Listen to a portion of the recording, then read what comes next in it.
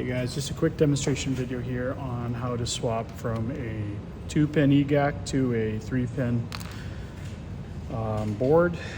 All you'll need is a Torx T6. The screws involved that are in the board are M2 by 6 mil, and you also have a 2mm spacer. So first thing you want to do is you want to unscrew both sides.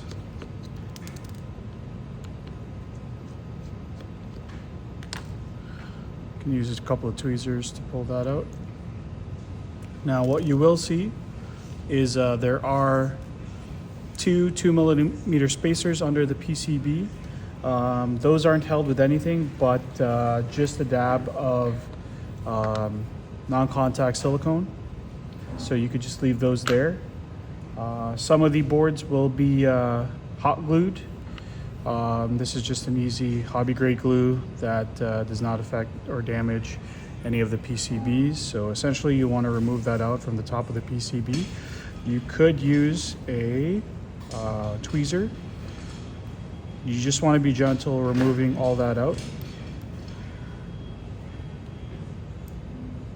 Once that's all out, you're going to see a quick little channel there. Let me just get there.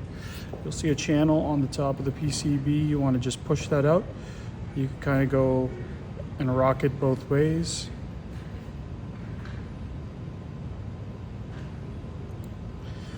So that's out there. Put that to the side. Now we got our 3-pin.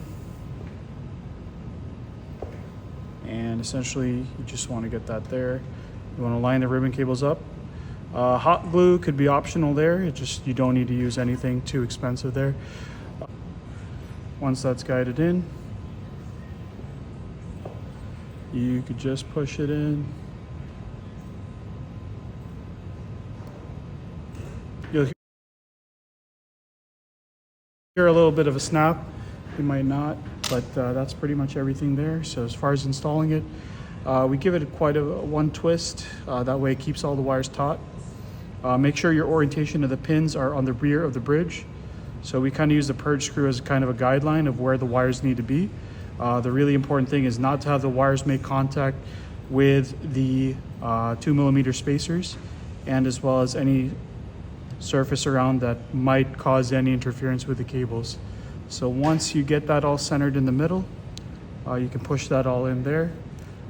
Tweezers are definitely recommended here. Get your tweezer and just line that up into the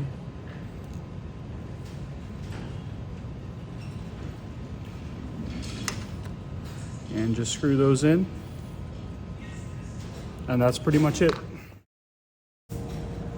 Hey guys, Fran here again from Mark IV Design. I'm just going to show you a quick little tidbit here on installing your EGAC to the pod top of the boards here. So essentially you're going to get your EGAC cable. The one thing we did note is that there are some EGACs with higher PCBs that are basically unable to be installed into these devices. So essentially the low profile versions are a potential possibility here. So essentially this one here we have with banana connectors on the back. This would be an L3 board. Essentially how we install them is we have our orientation. The first thing you want to do, I do not have a tube on me right now, is you want to get your pod. So basically we're going to install the tube and the pod. So the tube and the pod would be in this orientation right here. As soon as that's completed, then we can actually install this on the device. So our way of doing it is we give it a 180-degree flip.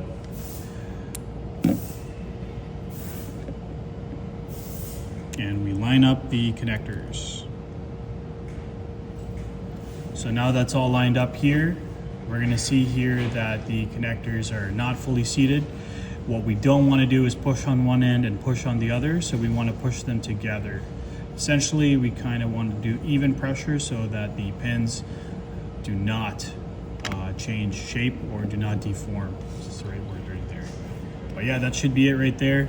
Make sure when you're tucking your banana connectors in there that the actual ribbon cable does not interfere with any of the contacts. So make sure that that ribbon cable is seated away from those contacts as we install that.